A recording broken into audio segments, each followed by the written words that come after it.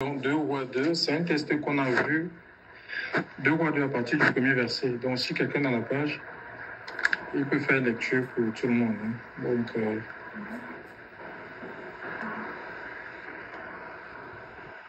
2 Rois 2 à partir du premier verset.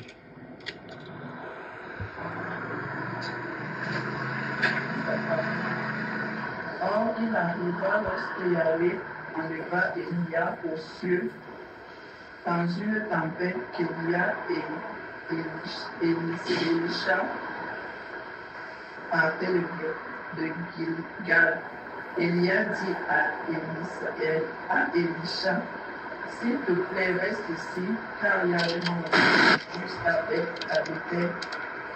Mais Élisha dit, Yahweh est vivant et ton âme est vivante.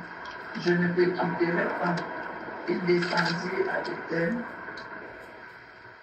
Les fils des prophètes qui étaient à Bethel sortirent vers Élisha Jusqu'au verset 15. Et lui dirent, sais-tu qu'aujourd'hui Yahweh va enlever ton maître au-dessus de ta tête? Et il dit, je le sais aussi, taisez-vous.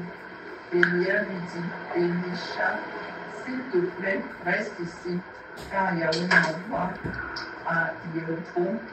Mais Élisha lui dit, Yahweh est vivant et ton âme est vivante, je ne te quitterai pas. Et ils arrivèrent à Jéricho. Les fils des prophètes qui étaient à Jéricho s'approchèrent d'Élisha et lui dirent, sais-tu qu'aujourd'hui Yahweh va enlever ton maître au-dessus de ta tête? Et il dit, je le sais aussi, taisez-vous. Élia lui dit, Élisha, s'il te plaît, reste ici, car Yahweh m'envoie jusqu'au Yardin. Par Élisha, non, jusqu'au Yardin. Mais Élisha dit, Yahweh est vivant et ton âme est vivante. Je ne te quitterai pas. Et ils s'en allèrent tous les deux. Hommes d'entre les fils des prophètes arrivèrent et s'arrêtèrent à distance vis-à-vis d'eux, et eux deux s'arrêtèrent au bord du jardin. Élia prit son manteau, le roula et en frappa les eaux qui se divisèrent ça et là, et ils passèrent tous deux à sec. Et il arriva quand ils eurent passé, qu'Élia dit à Élisha, demande ce que tu veux que je fasse pour toi, avant que je sois enlevé avec toi. Élisha dit, s'il te plaît, que deux bouches de ton esprit viennent sur moi. Élia lui dit, tu demandes une chose difficile, mais si tu me vois pendant que je serai enlevé auprès de toi, cela t'arrivera, sinon cela n'arrivera pas. Il arriva comme il marchait et qu'il parlait en marchant. Voici un char de feu et des chevaux de feu qui les séparèrent, eux deux, et Élia monta dans la tempête aux cieux. Élisha le regarda et criait, mon père, char d'Israël et ses cavaliers, et il ne le vit plus. Puis, saisissant ses vêtements, il les déchira en deux morceaux. Il releva le manteau d'Élia qui était tombé de dessus lui. Puis il retourna et se tint debout sur le bord du jardin. Il prit le manteau d'Élia qui était tombé de dessus lui et frappa les eaux et dit, où est Yahweh, l'Élohim d'Élia, Yahweh lui-même? Lui aussi frappa les eaux qui se divisaient en deux et Élia passa.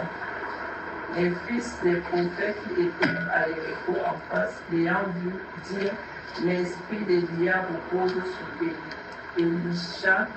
Ils vinrent à sa rencontre et se prosternèrent contre terre devant Élisha. Gloire à Dieu. Donc c'est vrai que nous avons déjà eu à partager sur ce test et beaucoup peut-être ce soir peuvent dire mais pourquoi revenir sur le même passage? Dans le livre de Philippiens, chapitre 3, à partir du premier verset par là, c'est l'apôtre Paul, il est en prison. Donc il va écrire à cette église-là en leur disant que réjouissez-vous, je ne me lâche pas de vous écrire les mêmes choses car cela est salutaire pour vous. La foi, en fait, le véritable ne vient pas de ce qu'on a entendu. La Bible dit que la foi vient de ce qu'on entend. Et dans la communication, une des techniques pour que les gens puissent comprendre ou assimiler une leçon, c'est la répétition. Alléluia. Ce que nous enseignons sur la répétition, et la parole de Dieu tellement elle est profonde, elle est riche que même si on peut prendre un test et on peut être même 3, 4, 5 prédicateurs à interpréter ce test, il y a toujours quelque chose de nouveau qui va sortir. Alléluia. Donc c'est ça qui fait la richesse et la beauté de la parole de Dieu. Donc ici, l'Écriture nous parle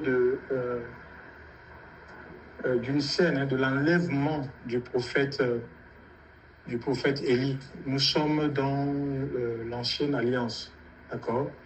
Donc Dieu a enlevé cet homme. Il n'est pas passé par la mort. C'est quelqu'un qui avait totalement donné sa vie à Dieu. D'abord, son nom même, ça veut dire Élie, ça veut dire mon Dieu en fait. Élie, on voit Jésus sur la croix. Élie, lama sabachthani, mon Dieu, pourquoi m'as-tu abandonné? Ça veut dire mon Dieu en fait. Elle est mon Dieu, vous voyez. Donc il avait fait de Dieu son Dieu. Il était disciple de Dieu et c'est quelqu'un qui a servi le Seigneur puissamment. Donc il a même eu à défier les prophètes.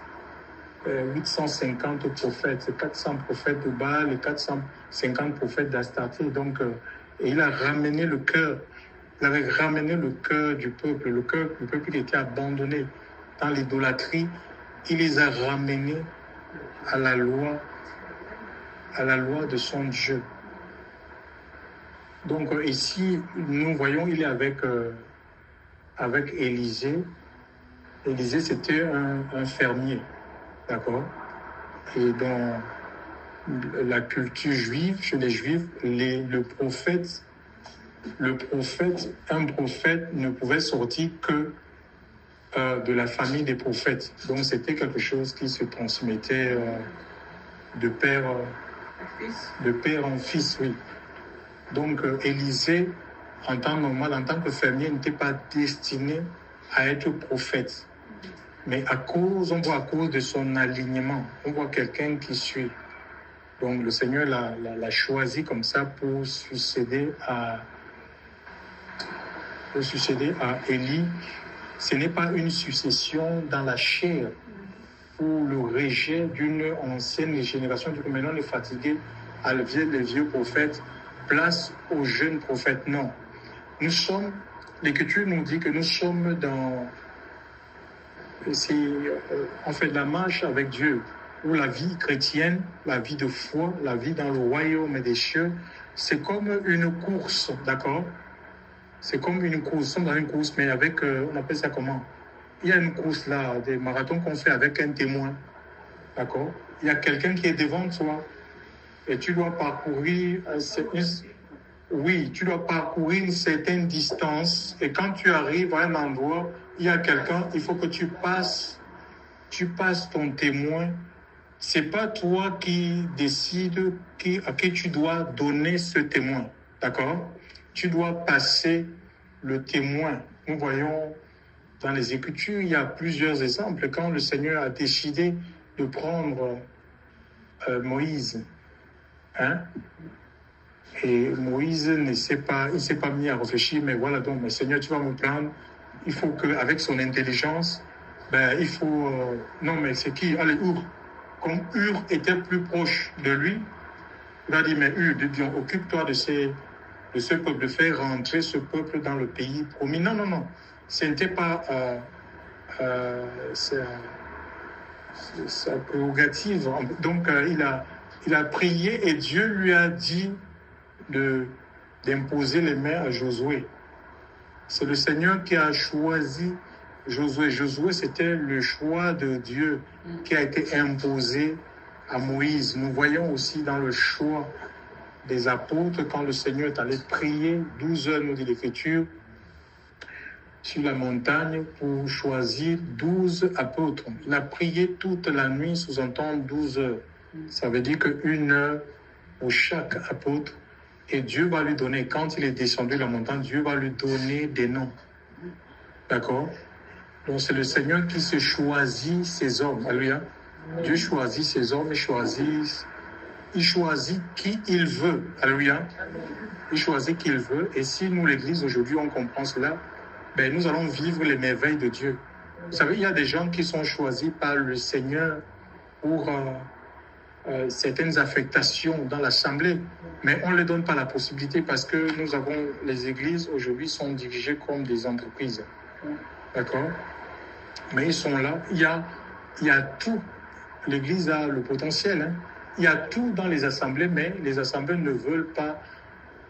On ne veut pas écouter. On ne veut pas écouter la voix du Seigneur. Ça veut dire que les talents sont comme enterrés, en fait. Les talents sont là, ils sont enterrés. Mais parce que nous, la chair a pris ses structures à l'esprit. Alléluia. Il y a des gens qui ont les dons de miracles, les gens qui ont la capacité vraiment d'enseigner, de gouverner, de manifester la puissance de Dieu, parce que Dieu n'a pas changé, mais ils sont là. Mais comme peut-être ils ne rentrent pas dans le cadre, dans le moule, on ne les donne pas la possibilité de s'exprimer. Ce n'est pas notre œuvre. Alléluia. Donc, j'ai vu des gens être accrochés au micro, en fait. Hein, tellement ils sont accrochés au ministère. Ils sont accrochés au ministère où ils ne veulent pas, ils font de l'homme, ne veulent pas donner la place à une autre personne. Mais on oublie une chose. Que ce soit dans l'église ou en dehors de l'église, même si tu es directeur général, tu es assis sur un fauteuil. Mais il faut savoir qu'avant toi, il y a quelqu'un qui a été assis sur ce fauteuil et qu'après toi, même si tu résistes, que ce soit par la vieillesse, la maladie, la mort, tu vas finir par lécher. Tu vas finir par quitter ce fauteuil et une autre personne va te remplacer. Peut-être il fera mieux que toi. Donc, il ne faut pas qu'on se sente tellement indispensable que si on n'est pas là. J'ai entendu certains hommes de Dieu. Ils disaient que s'ils ne sont pas là, il n'y aura pas le Saint-Esprit. Mais quelle aberration, quelle hérésie, chers frères et sœurs. Le Seigneur dit, c'est nier ce que la parole de Dieu. Le Seigneur dit, là où 2 ou 3 sont assemblés à mon nom, il dit que je suis au milieu d'eux. Il n'a pas dit que là où il y a l'apôtre, là où il y a le super bishop, là où il y a le cardinal, là où il y a le pape, il n'a jamais dit ça. Il dit que si 2 personnes s'accordent sur la terre pour demander quelque chose, la chose leur sera accordée là où 2 ou 3 personnes sont assemblées. Donc, ce n'est pas la présence du pasteur qui fait que beaucoup de gens sont des fans des hommes de Dieu. Hein? Ils ne vont pas. Quand l'homme de Dieu, l'homme de Dieu voyage, eux aussi, ils abandonnent la communion fraternelle jusqu'à ce que l'homme de Dieu revienne. Donc, c'est des gens qui sont attachés à des hommes. Dieu nous appelle par être attachés aux hommes, à suivre les hommes, même s'ils se servent des hommes, mais plus que des hommes, nous devons être attachés au Seigneur. Nous devons suivre Jésus. Alléluia. Nous devons suivre le Seigneur. Alléluia. Nous ne sommes pas disciples, même si Dieu a utilisé les hommes, peut-être pour nous emmener dans le royaume à la fois. Même si Dieu s'est servi des hommes, peut-être pour apporter une consolation, une guérison, ou il a utilisé les hommes pour nous amener dans les eaux du baptême. Mais nous sommes redevables de personnes, parce que même ces hommes-là, Dieu a utilisé d'autres personnes pour les faire, pour qu'ils deviennent ce qu'ils sont. On est redevable de personnes, chers frères et sœurs dans le Seigneur, si ce n'est de Christ. Alléluia. Et Dieu, on doit même s'estimer heureux, parce que le Seigneur peut se passer des hommes. D'accord? Dieu peut se passer des hommes pour faire son œuvre. Il y a des gens même qui ont des visitations, qui sont venus au Seigneur pas par l'intermédiaire des hommes, parce que Dieu les a parlé. Alléluia. Le Seigneur lui-même les a évangélisés. à travers des visions, à travers des songes. Donc, nous devons nous estimer tout simplement heureux du fait que Dieu se serve de nous et nous devons rester dans l'humilité pour qu'il continue à se servir de nous et qu'on continue à être des instruments, chers frères et sœurs, de bénédiction entre ses mains. Gloire à Dieu. C'est ça le disciple-là, en fait. Donc, alors, je disais que c'est une course, alléluia. Et à un moment donné, nous allons courir et nous sommes amenés à passer le témoin à une autre personne. C'est ce qui s'est passé avec Élie et Élisée. Ils sont à Gilgal. Donc, je crois que Dieu avait révélé à Élisée. Élisée savait que son maître serait enlevé. Parce que le maître le dit, et le maître lui-même savait. Il savait qu'il devait partir. Et nous voyons des gens qui ont marché avec le Seigneur. Vous voyez, la majorité des personnes dans les Écritures, les patriarches, et on voit comment parfois ils ont donné des ordres à leur famille. Ils ont prononcé des bénédictions comme Jacob, comme les Abraham, les Isaac. Avant de mourir, il va dire à son fils, je ne veux pas que tu épouses des filles étrangères. Tu dois prendre une femme dans la maison de ton père. Donc il y a des ordres comme ça. Il y a Jacob qui a prononcé des bénédictions. Il a prophétisé sur tous ses enfants. Nous avons Joseph aussi en Égypte. Il avait vu 400 ans plus tôt, il avait vu la sortie du peuple juif. Et il leur a dit que il a donné les ordres dans, je crois c'est Genèse 50. Il a donné les ordres au sujet de ces eaux, que quand le Seigneur va, il dit que certainement Dieu va vous visiter, mais sortez mes eaux, prenez mes eaux et sortez-les, amenez-les dans la terre promise. Il avait donné les ordres au sujet de ces eaux. Dieu peut nous montrer le futur. Il peut nous montrer le futur dans le présent. C'est possible. Dieu peut te montrer ton avenir. Alléluia. Dieu est capable de te montrer l'avenir dans le présent. Nous servons un Dieu vivant et vrai. Alors, ils sont à Gilgal. Et vous savez, Gilgal, c'était un coin. C'était un secteur à côté de la ville de Jéricho. Et dans ce secteur-là, l'extrémité orientale de Jéricho, et Gilgal, là, Israël venait de traverser à sec le Jourdain. Et le Seigneur va donner l'ordre à Josué de se fabriquer des couteaux de pierre pour circoncire une génération. Parce qu'il y a une génération qui était née Ils sont nés dans le désert. Ils ont fait 40 ans de marche pour arriver à la terre promise. Et il y a des gens qui étaient nés dans le désert. Cette génération qui était dans le désert n'était pas circoncis.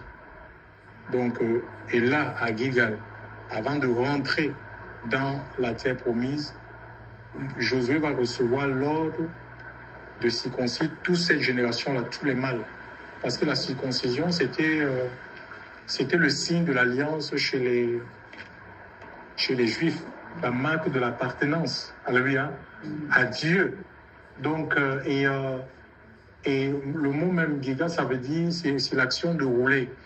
Donc, le Seigneur va enlever l'opprobre, c'est une façon d'enlever l'opprobre, la honte. Et vous savez, chez les hommes, c'est une partie où le prépuce garde la saleté, en fait. Il y a la saleté à l'intérieur de cette peau-là. C'est une peau qui garde la saleté, en fait. Donc, et Dieu, le Seigneur va enlever, c'est l'image de notre cœur, en fait. Le Seigneur va dire qu'à la place de déchirer nos vêtements, nous devons, il faut circoncire nos cœurs, en fait.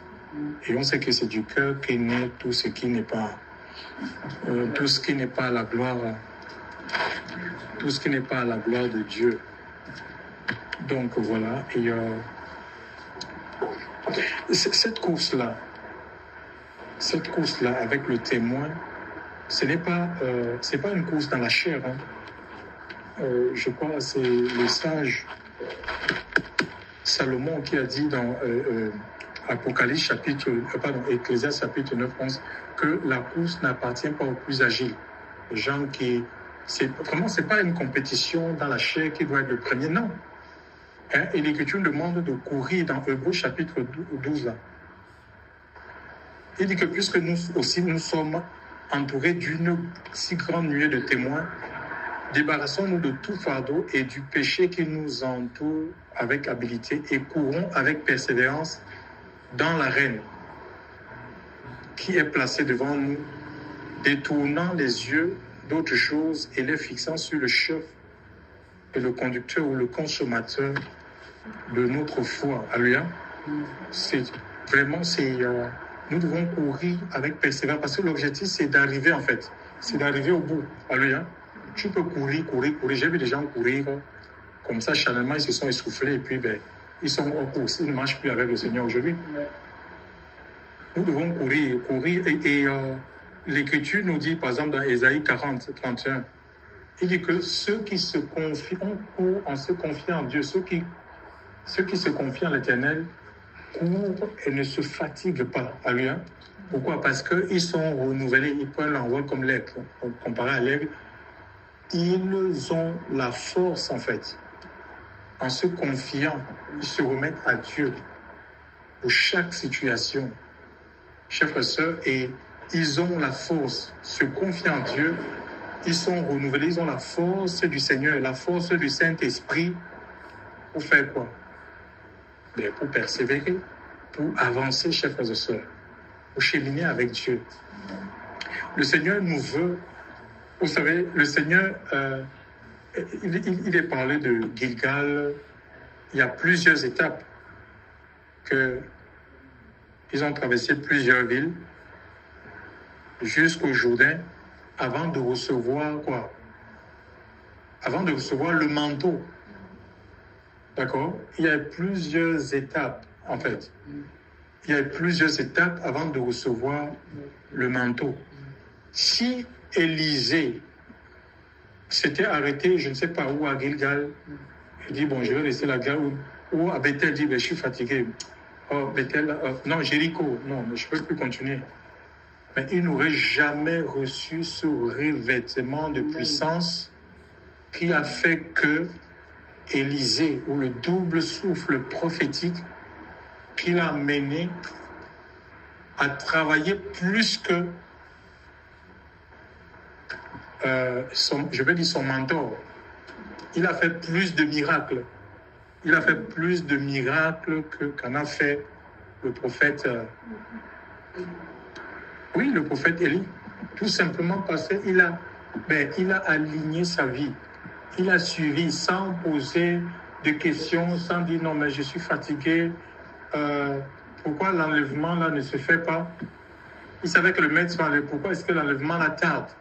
Aujourd'hui même, la promesse de la seconde venue de Christ, parce que le Seigneur parle de ce jour-là où il viendra enlever son Église. Alléluia.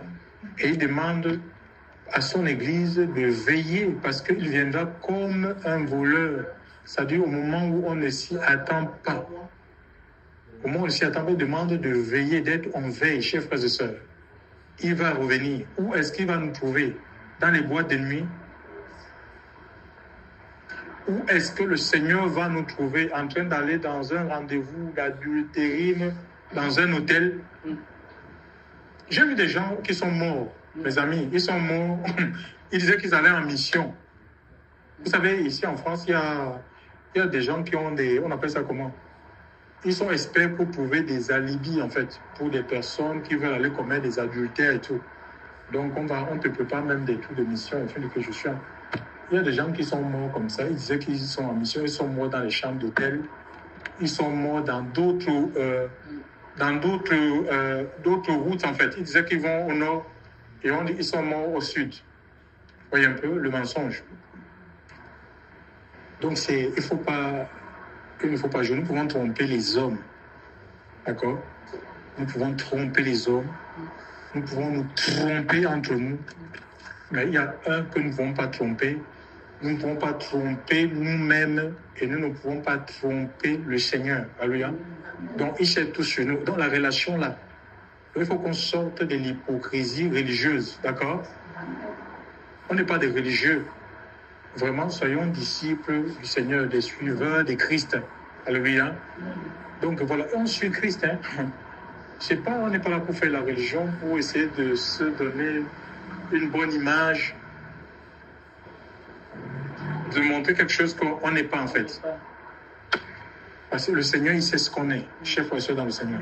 Et la relation, ce n'est pas avec un bâtiment religieux, ce n'est pas avec une dénomination, ce n'est pas avec un pasteur, c'est avec le Seigneur. Alléluia. La relation, c'est avec le Seigneur. Donc, il va quitter Gilgal. Gilgal, c'est la circoncision. C'est l'épreuve de la nouvelle naissance. Alléluia.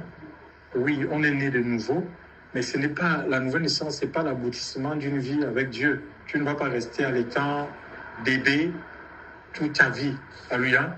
Il dit, allons à Bethel. Bethel qui est la maison de Dieu, sa image, la présence de Dieu. Alléluia. C'est comme ça, on est né de nouveau. Et la nouvelle naissance nous introduit dans la présence de Dieu. C'est l'image du royaume des cieux. Alléluia. Et où tellement on aime le Seigneur, on est amoureux des choses de Dieu, on est zélé pour le Seigneur. Ésaïe 69, 10. Et nous avons ce zèle-là qui a animé le Seigneur Jésus-Christ au point où on ne peut pas accepter, tolérer le mal. Hein, il avait pris le fouet quand il a vu comment le temple était transformé à marcher. On ne peut pas cautionner ça. Si réellement on a l'Esprit de Dieu en nous, on ne peut pas essayer de comprendre. Dire non, essayons de comprendre, oui, mais on a besoin de vendre les produits dérivés de la Bible, donc les enseignements, les CD, les DVD. L'Église est devenue aujourd'hui un marché où on vend tout, les impositions des mêmes payants, consultations prophétiques. Pour consulter un pasteur, c'est déjà comme des médecins. Les pasteurs sont venus comme des médecins. Pour consulter le pasteur, il faut 25 € en fait. Pour la consultation, certains c'est 50, certains c'est 100. Alors, d'autres parlent de délivrance spéciale. Toi, ton cas là, vraiment, c'est une délivrance spéciale. Il faudra que tu sais 100 €, on va te suivre pendant un mois. Donc, et les gens, les gens aiment ce genre de christianisme. Ils aiment ça parce que ça n'engage pas leur vie. Ils peuvent vivre dans leur vie de péché. Et ils ont des pasteurs qui seront là pour prier pour eux. Les gens comme nous, qui voulons amener les gens à développer leur relation personnelle, que nous sommes plus du temps au régime de la loi où on avait besoin des médiateurs humains pour entendre Dieu. Tu as le Saint-Esprit, tu as les Écritures, tu peux développer, tu peux avoir tes temps de prière, d'adoration, que Dieu te parle. Tu as des exercices spirituels tels que le jeûne, la prière, où toi-même tu peux obtenir des délivrances. Les gens ne veulent pas de ça en fait. On peut faire avoir des pasteurs qui prient pour eux. Eux, ils donnent l'argent à ces pasteurs, à ces hommes de Dieu. Et ces hommes de Dieu prient pour eux, leur assurer la protection. Ça ne marche pas comme ça, chers frères et sœurs. C'est pourquoi il y a beaucoup de confusion et beaucoup d'enfants de Dieu végètent, ils ne grandissent pas spirituellement. L'Écriture, on doit tous atteindre la statue et les ministères sont donnés pour faire grandir l'Église. Alléluia. L'Église doit grandir jusqu'à ce que tous nous atteignions la statue parfaite de Christ. Ça veut dire qu'on devient des mini-Christ, comme le Seigneur, que tu sois un homme, que tu sois une femme. Chers frères et sœurs, tu peux défendre l'Évangile, tu peux intervenir, tu peux secourir. Chers frères et sœurs, alléluia, gloire à Dieu. Merci Seigneur, c'est ça un disciple. Alors, donc, c'est ça on dit, la maison, ils vont quitter Gilgal et la maison de Dieu. Donc, il est introduit dans la maison de Dieu, la présence du Seigneur. Alléluia. Mais il ne s'arrête pas là. Ils vont continuer leur marche. Ils vont aller à Jéricho. Il ne va pas s'arrêter là à Jéricho. Jéricho, vous connaissez cette histoire. Jéricho, c'était une ville qui était complètement, une ville fortifiée, barricadée, fermée dans Josué chapitre Josué chapitre 6, personne n'entrait, personne ne sortait. Peut-être que tu es face à la résistance. Le Seigneur ne nous a jamais dit que ça sera facile. Hein? Ah non. Le Seigneur n'a jamais dit, chers frères et sœurs. Alléluia. C'est une vie de combat, c'est une vie de lutte. Chers frères et sœurs, c'est une vie de combat, c'est une vie de lutte, chers frères et sœurs. Les luttes au-dedans de toi, à l'intérieur de toi, là, il y a des luttes à l'intérieur de toi, il y a des luttes à l'extérieur. D'accord? Mais tu dois te soumettre tout simplement. Tu veux la victoire. La victoire, si tu veux la victoire, c'est tu ne cèdes pas.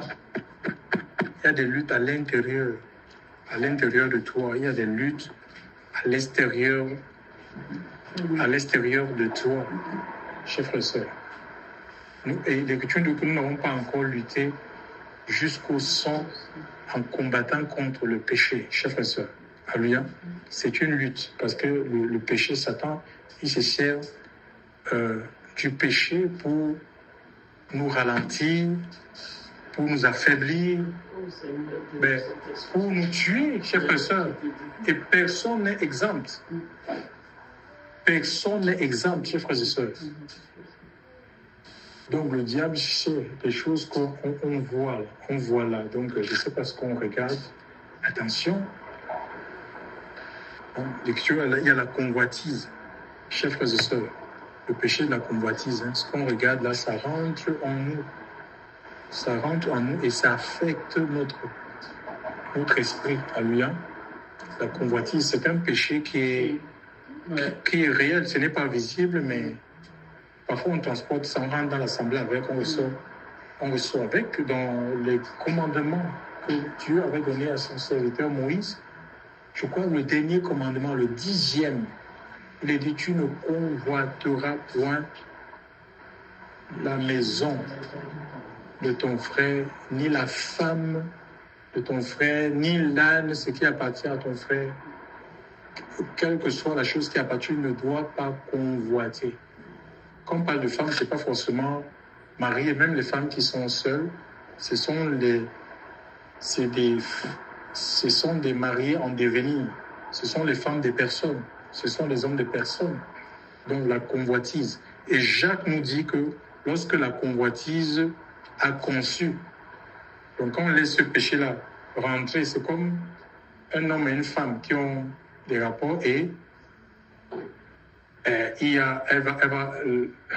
la femme va concevoir le bébé. Hein? C'est comme un bébé, une boule. Et lorsque la convoitise a conçu, c'est Jacques qui le dit, elle va enfanter. Quand une femme conçoit, elle fait quoi? Elle va enfanter. Donc, lorsque la convoitise, elle a conçu là, elle enfante le péché et le péché va produire quoi? C'est la mort. Ça dit que tu es vivant, mais spirituellement, tu meurs. Il y a quelque chose qui se casse dans ta vie. Tu avais la force de te lever à 4 heures du matin. Tu vois que cette force, mais parce que tu as touché à ce qu'il ne fallait pas, cette force est partie. Tu avais cette capacité de parler aux gens vraiment avec l'assurance. Et tu sens qu'il y a quelque chose qui s'est caché, chers frères et sœurs, dans le Seigneur. Donc, il ne faut pas jouer avec. Nous devons repousser, chers frères et sœurs, les pensées impures, chers frères et sœurs. Nous devons repousser, on ne doit pas céder à la chair, chers frères et sœurs, gloire à Dieu. Alors, donc Jéricho, c'est la résistance. Donc, c'est l'opposition. Tu vas connaître l'opposition, tu vas connaître la résistance, tu vas connaître les pressions. Chers frères et sœurs, alléluia. Les pressions. Donc, et l'Écriture dit que les armes avec lesquelles nous luttons ne sont pas charnelles.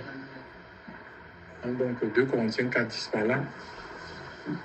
Mais elles sont puissantes par la vertu de Dieu pour renverser ces forteresses-là. Donc, nous voyons, ils ont traversé Jéricho. Et arrivé au Jourdain, le prophète va prendre son manteau, il va rouler son manteau, il va frapper le Jourdain va se partager en deux et ils vont passer à sec de l'autre côté. C'est là où l'enlèvement va se faire. Il y a un char de feu. Le prophète va aller dans le ciel, disparaître dans un char de feu. L'autre va prendre le manteau. Et la même chose en rentrant, qu'est-ce qu'il va faire? Il va faire le même geste qu'a fait son maître. D'accord? Le disciple n'est pas plus grand que le maître, mais tout disciple accompli sera comme le maître. Il va prendre le manteau, il va rouler le manteau, il va frapper sur le Jourdain va se partager en deux. Et dans le verset 15, ce sont les fils des prophètes, les gens qui étaient là. C'était comme témoins. Ils ont dit que l'esprit d'Élie repose sur... Parce qu'ils ont vu qu'Élisée a fait la même chose. Mais est-ce que le monde aujourd'hui peut dire que l'esprit de Christ repose sur l'Église? Le Seigneur nous aide. Chers frères, alors que le Seigneur dit que celui qui croit en moi, il fera les mêmes œuvres. L'Église doit rentrer dans les œuvres de Christ. L'Église est appelée à manifester les œuvres de Christ. Alléluia. Et ça se fait par son esprit. Ce n'est pas en dehors de son esprit. On ne peut pas inventer ces œuvres-là.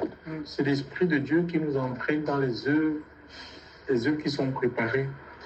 Ces œuvres sont préparées d'avance. Donc, et pour cela, le Seigneur nous veut.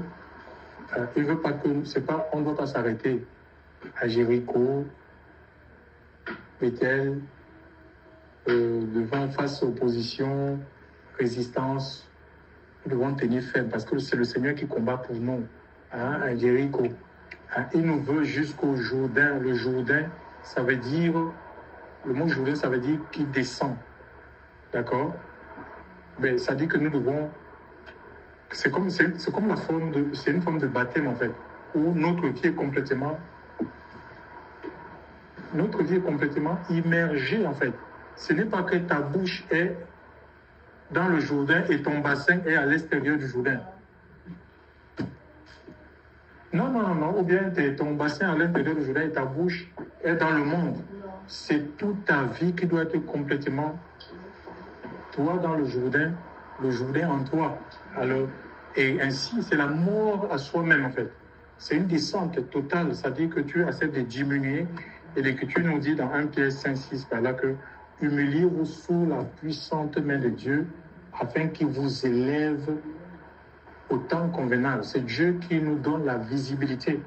Et nous devons chercher l'élévation qui vient du Seigneur parce que, en fait, tu es sécurisé, tes arrières sont sécurisées, d'accord? Parce que on cherche l'élévation par soi-même.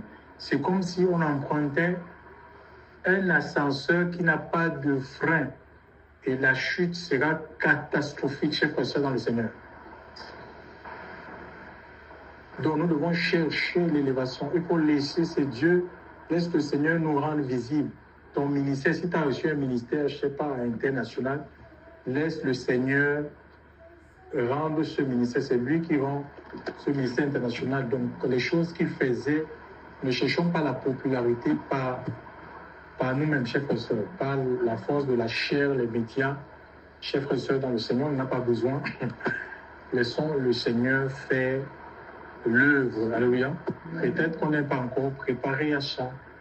Chers frères et sœurs, peut-être qu'il y a encore des choses qui doivent sauter dans nos vies. Vous savez, la gloire de Dieu peut te perdre. Et oui, c'est bien l'élévation, les portes ouvertes, mais en même temps, il y a aussi des pressions. Ça amène des pressions. Est-ce que nous avons suffisamment la force, la capacité pour résister à la tentation, pour résister à la séduction, pour résister il y a des offres qu'on peut t'apporter, mais qui ne sont pas de Dieu. Est-ce qu'on a suffisamment le discernement pour savoir que ça, ce qu'on est en train de me proposer là, même si ça paraît juste, ce n'est pas, c'est pour ma perte, c'est pour ma destruction. Donc, il faut qu'on laissons le Seigneur travailler nos vies et le revêtement de puissance Dieu veut nous revêtir, comme il a revêtu Élie.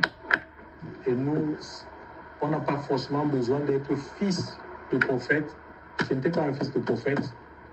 Donc voilà, et si on aligne nos vies, à suivre le Seigneur, Dieu va se servir de toi, d'accord?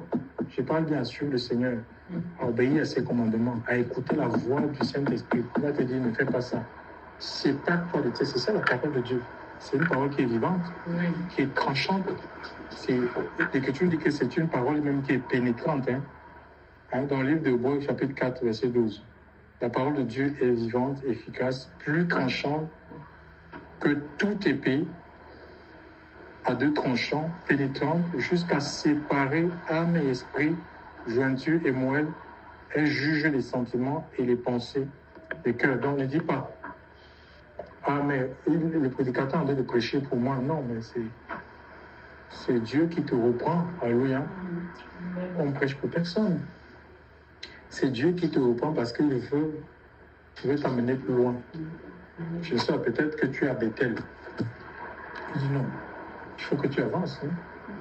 Tu gagnes jusqu'au Jourdain, jusqu'au revêtement de puissance. Je vous assure, l'œuvre de Dieu, ça devient facile. L'obéissance à Dieu devient facile quand ta vie est revêtue de la puissance de Dieu, revêtue de l'Esprit Saint. Tu as la force, tu as cette agilité-là de fuir le péché. De fuir le mal, de dire que non, je ne veux pas pécher. Même quand ces pensées viennent là, tu dis non, je ne peux pas faire ça. Je ne peux pas commettre ça jamais. Je suis le temple du Saint-Esprit. Je ne peux pas accepter cette confusion. Chers frères et sœurs dans le Seigneur. Ça, c'est la force du Seigneur. La force du Seigneur en toi. On a besoin de la force du Seigneur. Et il nous dit, fortifiez-vous dans le Seigneur et dans la puissance de sa force. Il n'y a pas de force pour résister au mal, pour maintenir Satan et ses œuvres à distance en dehors de Yeshua. Alléluia. Il a tout accompli, chers frères et sœurs. Nous avons tout pleinement en lui. Celui qui donne la force même de jeûner. Alléluia. La force de jeûner, la force de prier. Où tu pries, tu prends plaisir. Tu prends plaisir à prier, à louer Dieu.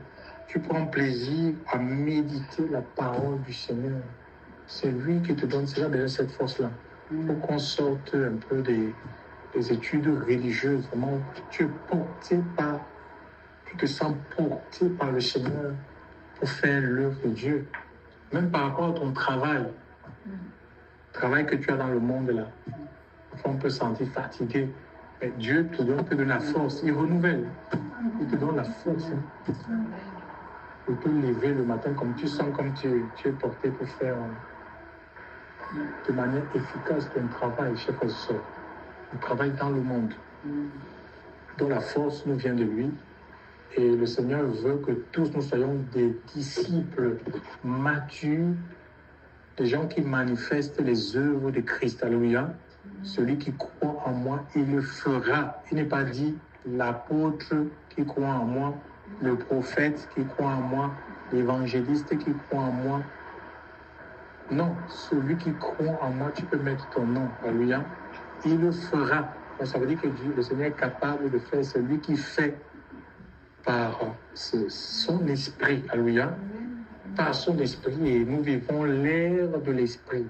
Où l'esprit de Dieu n'est plus sur, je ne sais pas, sur les Lévites, sur les anciens, sur les prophètes. L'esprit de Dieu est répandu sur toute chair. Et c'est l'esprit de Dieu qui travaille pour le compte de Christ, qui perpétue le ministère de Christ à travers le croyant. Puissions-nous lui donner la place, toute la place. Alléluia. Toute la place, alléluia. Toute la place pour que nous soyons uniquement des instruments entre ses mains. Nous allons prier le Seigneur vraiment pour que le Seigneur puisse nous renouveler, et pense un peu tout ce que Satan travaille, chers frères et sœurs. Satan travaille dans l'homme pour nous arrêter. Pour vraiment, j'ai une vision sur ma propre vie. Tellement j'étais en hauteur, le Seigneur m'a montré tellement j'étais en hauteur. Et il y a quelqu'un qui est venu comme ça, j'étais en hauteur, vraiment, je t'assure. Et en bas, il y avait tellement comme un ravin en fait, hein, tu vois. Et quelqu'un est venu me secouer, je ne sais pas. Donc, j'étais pas. Donc, c'est comme si à un moment, je devais manquer l'équilibre en fait. Et s'il continuait à me pousser, je tombais et. Donc, c'est la mort, ça dit que je ne sais pas. Disparition totale. Comment ça? J'ai dit, si tu as des chaussures que tu veux prendre, ces chaussures, laisse-moi pour que j'ai mon équilibre en fait. Donc, c'est comme ça, c'est une lutte. C'est une lutte, il ne faut pas s'arrêter. Hein, parce qu'en fait, on ne connaît pas. Dieu nous fait des promesses. D'accord? Tous là, on a des promesses. On n'est pas sans promesses. Mais Dieu ne nous dira jamais à quel moment il va accomplir cette promesse. Peut-être que c'est après 2 heures. Mais avant ces 2 heures-là, il y a l'ennemi qui va s'inviter. Nous avons ça avec le Seigneur, alléluia. Le disciple ne peut être plus grand que le maître.